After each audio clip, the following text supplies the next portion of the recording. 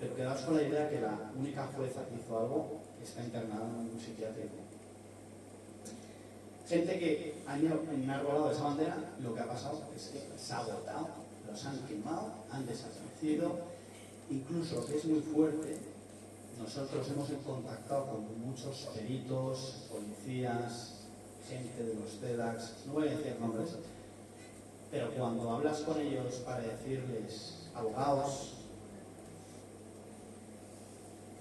cuando hablas con ellos para decirles, oye, podemos hablar del tema del 11M, vente al canal, vente a un acto, vente, se te echan a llorar, ¿eh?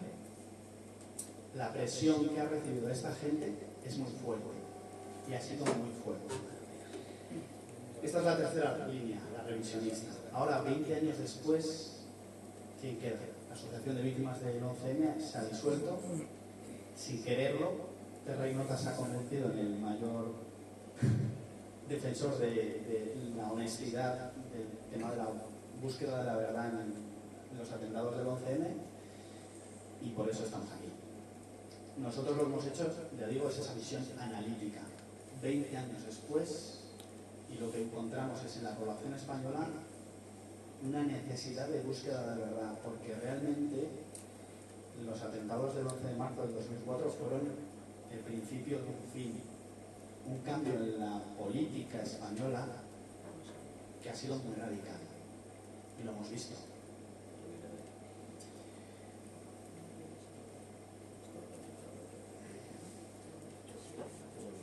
Acabo con dos conclusiones que me parecen también interesantes antes de entrar, si queréis, en redactaros un poquito para dejaros la migaja de oye, creo que compensa ver el documental, aunque mi intención no es que veáis el documental, sino hacer lo que queráis, porque son 8 horas de tiempo que tendréis que dedicar. Pero ya que habéis venido aquí, voy a intentar relatar un poquito algunas cosas que contamos en el documental, que ya digo que son recopilaciones de muchos autores que han hablado de esto, ¿no? Pero antes de entrar a ello, quería decir eso. Por un lado, los 3 relatos que ya he contado. Por otro lado, que el gran beneficiado fue el Partido Socialista. Estas son las cosas objetivas que podemos decir después de haber hecho el documental. Como veis, no he mencionado por ahora nada de quién ha sido. ¿Quién fue? La CIA, Marruecos, Francia. No vengo a daros una respuesta de esa porque no la sé. El Partido Socialista sí que ha sido un gran beneficiado. Hay un estudio electoral que hace Narciso Michavila, de la 3, muy interesante, lo podéis encontrar en internet, los efectos que tuvo el atentado del 11M en ese contexto electoral. No era la primera vez que ocurre una amenaza terrorista en España previo a unas elecciones. El atentado que hizo ETA a un diputado socialista en Álava, Fernando Busán, fue previo a unas elecciones autonómicas en el País Vasco. La furgoneta de Cañaveras que se encontró, que fue yo creo que por febrero o enero en el 2004, se encontró además con unos planos, por cierto, se encontró con 300 kilos de explosivos y unos planos de la red ferroviaria de Madrid. Esa furgoneta ya se sabía que podía haber un atentado previo a estas elecciones. No es algo raro. No estamos hablando de que, ostras, es que aquí se han tejido una conspiración y estos son conspiracionistas. No, estas cosas ocurren, desgraciadamente. La otra cosa que iba a decir como conclusión de este tema del documental es que la población española hizo un juicio anticipado y tomó una decisión. Antes de saber realmente qué pasó el 11 de marzo de 2004, antes de que hubiese una resolución judicial de alguien experto que lo investigue y que te diga quién es el autor intelectual y material de estos hechos, la población española tomó una decisión que tuvo una repercusión política directa, que fue en las urnas. Se cambió. Se estima, según ese estudio de Narciso Michavila, que hubo una movilización de 1.700.000 votantes. Una pasada de participación, más todo el vuelco. En concreto, fueron como unos 4 o 5 puntos que subieron del PSOE al Partido Popular. Perdón, el Partido Popular profesor.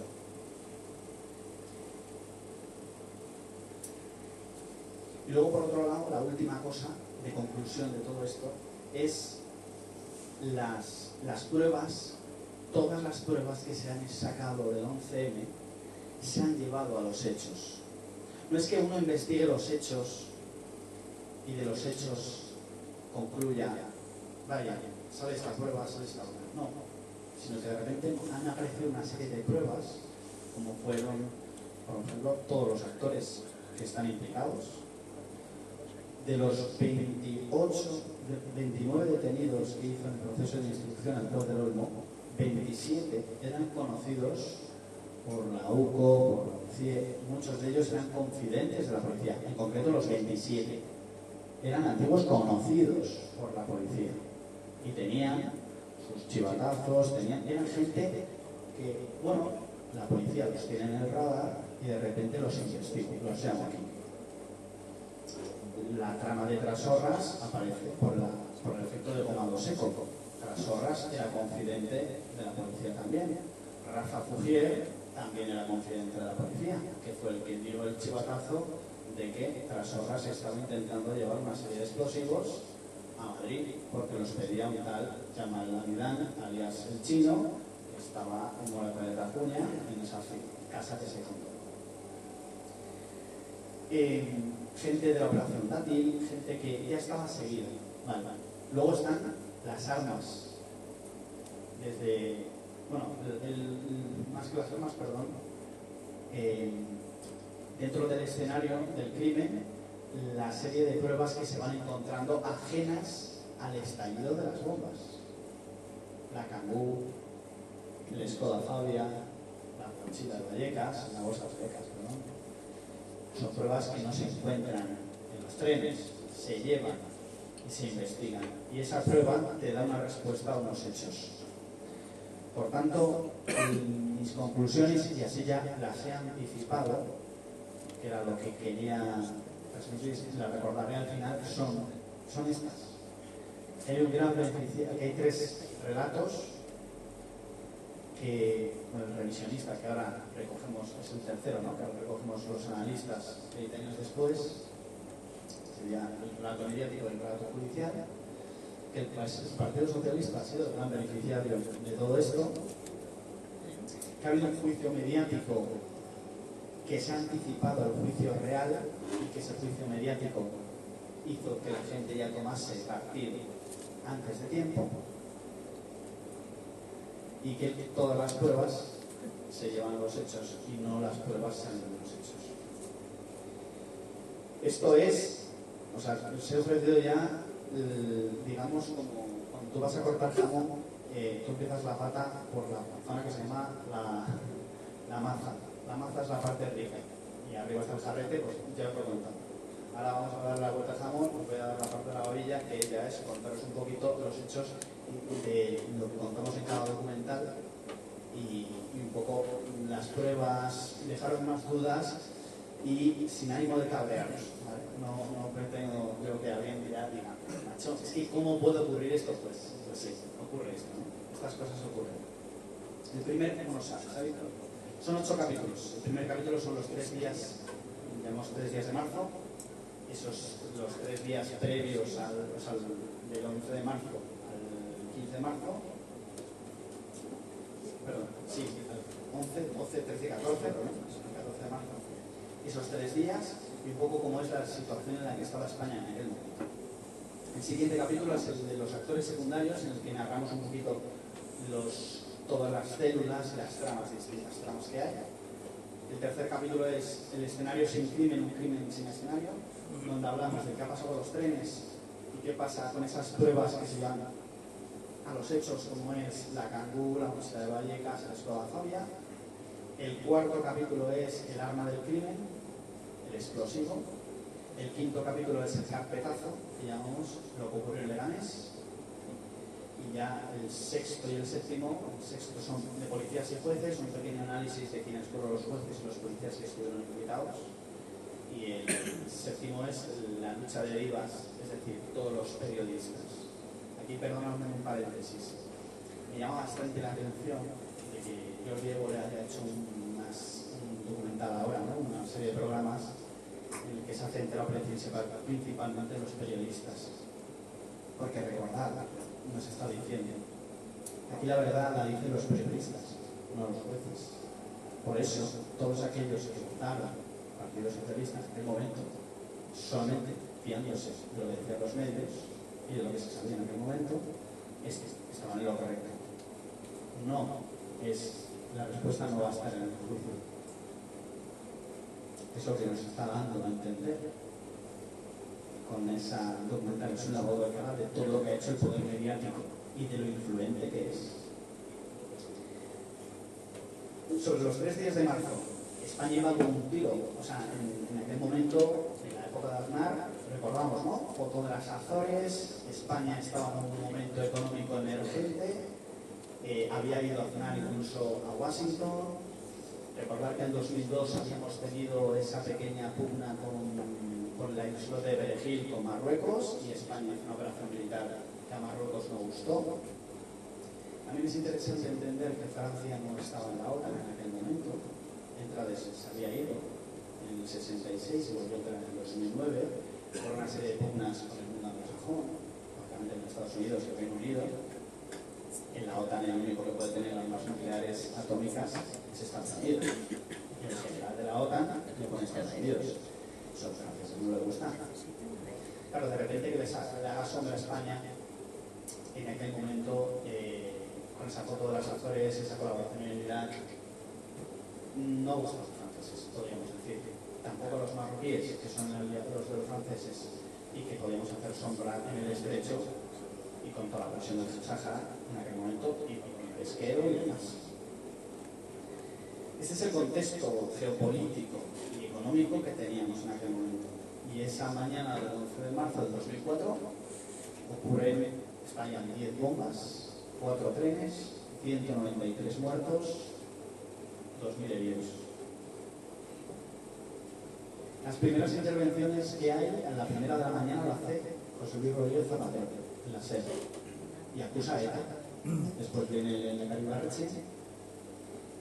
Luego a las 12 aparece Otegi diciendo que ni por los modos, ni por el modus operandi, ni por asomo, ETA ha estado vinculado en este atentado. Aceves, ministro del Interior, en aquel momento habla a la 1:30 y dice que la línea de investigación principal es la de ETA. ¿Por qué? En este momento estaba el Nintendo ya. Hay que tener en cuenta varias cosas. Furgoneta de Cañaveras, se encuentran varios terroristas etarras con 300 kilos de explosivos y unos planos de la red ferroviaria de Madrid. Había habido un intento de atentado, una amenaza bomba en la estación de Chamartín el día 30 o 31 de diciembre del 2003, y se pillan a los chicos, los vascos de 24 años, 23, 24 años.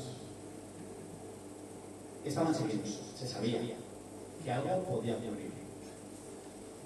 Cuando habla Aceves, además, dice esto, pero también es cierto que el Partido Popular empieza a hacer una serie de acciones políticas a nivel internacional que mellan un poquito en el relato del Partido Popular y del gobierno.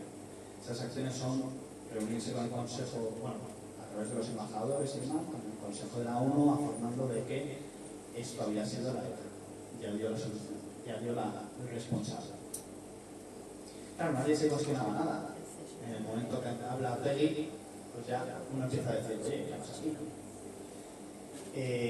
Ahí es cuando Zapatero, el Partido Socialista, cambian totalmente el relato, y en concreto luego con las declaraciones de esa cinta del Corán que se encuentra en la furgoneta de la Cangú, que llega aproximadamente, una furgoneta encontrada en la zona, en Alcalá de Henares, cerca de la estación, cerca de las proximidades de la estación, y en esa furgoneta se encuentra esa cinta junto con una serie de detonadores y restos explosivos de grado seco, y la llevan a la comisaría de Canillas. Y ahí es cuando, el peligro que la voy a contar después, pero ahí ya cuando llega la prensa ya tenemos un poco la duda. ¿Quién ha sido entonces? En ese momento ya se dan cuenta ciertos sectores de la izquierda, lógicamente mediáticos y políticos, de que aquí se plantea una dicotomía que tuvimos todos en aquel momento. Si ha sido ETA, es un beneficio para el Partido Popular por toda su acción política antiterrorista durante estos años contra la banda terrorista ETA, pero ¿y si ha sido Al-Qaeda? Haber sido por el tema de la guerra de Irak, nos han metido en esa nueva guerra que pedimos que no tenemos que estar. Por lo tanto, voto de castigo, voto de cabreo, conmoción contra vamos a votar al Partido Socialista. Esa dicotomía que se empezó a escuchar un poco en todos los tertulianos en aquellos días del 11 de marzo, 12, 13, fue lo que hizo Mella. En la sede. Sobre todo la sede, efectivamente. Solo la sede, ¿verdad? Yo tenía bastante más años que tú. Sí. En aquel día. Yo viví en Madrid. La sede. La sede, sí. Empujada por el Partido Socialista y su propaganda. Sí, totalmente. La propaganda. Ahí iba a contar del hecho de la sede, Iñaki Gabilondo, con Ana Terradillos, cuando empiezan con todo el asunto de aquellos supuestos suicidas con 3 capas de calzoncillos. Fuentes de la lucha antiterrorista informan de que al menos 3 personas han inmolado en los trenes, iban con la cabeza rapada y afeitada y con 3 capas de calzoncillos, práctica habitual de los terroristas suicidas. Esa es más o menos la frase que se dice. Pues esto fue una metralleta mediática que hizo mucha mella la población en aquel momento. Cuando aparece Acebes sobre las 6:30, ya hace una declaración en la que efectivamente dice la línea después de haber encontrado esta es la segunda comparecencia de Acebes, después de haber encontrado la cinta del Corán, él ya afirma que oye, se encontró una cinta del Corán, se encontró una serie de explosivos, detonadores con restos de goma seco. Y esto, la línea igualmente de investigación es la de la banda terrorista. Claro, y encontramos, se consolida la duda de que es el gobierno militar y toda la metralleta mediática de la SER es la que hizo Fuerza Mella constantemente. Pasamos al capítulo 2.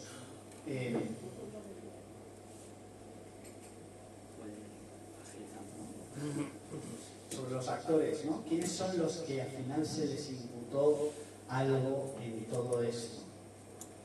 El primero de ellos es Jamal Zaugam, que era un marroquí que tenía un locutorio en Lavapiés, que resulta que fue acusado por haber vendido la tarjeta de móvil que hizo detonar supuestamente las bombas. Esa tarjeta de móvil, si se han detonado los móviles, en esas explosiones, como se han encontrado esa tarjeta, ¿no? Vale, es que aparece una mochila en Vallecas, en la comisaría de Vallecas, que es la que se saca o se desactiva, se coge un móvil y dice, va, pues aquí a lo mejor, ¿de quién es esta tarjeta? Vamos a investigarla. Y es la que le lleva al locutorio. Esa mochila de Vallecas aparece supuestamente entre los restos que se recogieron, no los que se destruyeron. Aproximadamente se considera que se perdieron más de 90 toneladas, que es lo que reclama Sánchez de Roda. A diferencia de los restos que se cogieron de los trenes a lo que había que recoger realmente es una diferencia de 90 toneladas. 90.000 toneladas, perdón. Claro, restos poquísimos que se encontraron y se llevaron a investigar en las comisarías, sobre todo de los trenes. Pues en esos restos que cogieron, de repente, imaginaros que todo el desorden del escenario del crimen, han explotado los trenes, heridos, un desguace, hay material por un tubo que recoger, y empezaron los tres a recopilar algunas cosas y las llevaron primero, o sea, se articuló el IFEMA como uno de los sitios para poder investigar esos restos. Se articularon varias comisarías. La mochila esta la llevó un coche de policía supuestamente de los restos de Atocha a la comisaría de Canillas. La comisaría de Canillas la llevaron a el IFEMA y del IFEMA la llevaron a la comisaría de Puente Vallecas. Pasado por 3 sitios distintos. Esa bolsa, junto con un montón de restos. Esa bolsa que hay un proceso de investigación, una serie de protocolos que hacen los TEDx y toda la policía científica de investigar qué son estos restos para llevarlos a un sitio u otro para ser investigados. ¿Cómo puede ser que no se encuentre hasta las 2 de la madrugada del día 11 una mochila que tenía 10 kilos de explosivos, de goma 2 eco con metralla y un móvil? Una incógnita un poco bastante sospechosa. Vale, esa mochila aparece, con ese móvil encontramos esa tarjeta, con esa tarjeta nos llevamos a Yamal Zougama. A don Yamal Zougama le cayeron 47.000 años de cárcel por venta y colaboración con la Armada en narcoterroristas. Luego aparece Trasorras. Trasorras con un perfil también cuadro psicológico que recientemente ha pedido el pobre la eutanasia. Ha pedido la eutanasia porque no se le ha dado la atención psiquiátrica en la cárcel suficiente, según reclama él. Se ha cogido a la ley de eutanasia para solicitarla. En teoría le quedó 34.000 años de cárcel y tendría que estar cumpliendo hasta el 2044. Pues Trasorras aparece por la trama que vincula a Rafa Zugier, que es otro personaje que voy a explicar, y el Yamal Abidán. Trasorras es un minero que está en Asturias con un cuadro esquizofrénico que se le acusaba, confidente, por cierto, de la Policía Nacional, y que se le acusaba un poco de tráfico de algunas drogas, de contrabando de armas, en explosivos. Había verificado alguna vez algunas cosas estas. Este Trasorras aparece con Rafa Zugier. Rafa Zugier es un marroquí, conocido más bien por el mundo de la noche que por ir a las mezquitas, y también confidente de la policía, que dice, Rafa Zugier, que hay un asturiano que está intentando vender 150 kilos de explosivos a un tal chino, que es un moro, un marroquí. Rafa Zugier es el contacto de esta trama. Llegamos a Yamal Abidán. Yamal Abidán, claro, aquí Trasorras es porque goma seco, Trasorras trae explosivos hace contrabando de explosivos con goma seco. La policía tenía esta información desde hace bastante tiempo. Oye, pues a lo mejor es Trasorras. Venga, trae aquí, Trasorras imputado por tráfico de explosivos. Claro, no tiene nada que ver con los tíos que estuvieron en la furgoneta de Cañaveras, no tiene nada que ver con los otros, nada. O sea, aquí realmente los que han traído los explosivos aquí han sido el asturiano. Cómado seco, que por cierto, aún no se sabe lo que realmente explotó de los trenes. Ahora digo, esta asunto. Yamal Abidán, hemos dicho que aparece en nuestro red a través de el contacto Trasorras, Rafa Zugier, que es ese confidente, Yamal Abidán, posible marroquí, radicalizado en esos viajes a Marruecos, también conocido por el mundo de la noche, cocainómano, sí. O sea, el tío tenía una vida curiosa, como casi todos los que estaban en el piso de Leganés.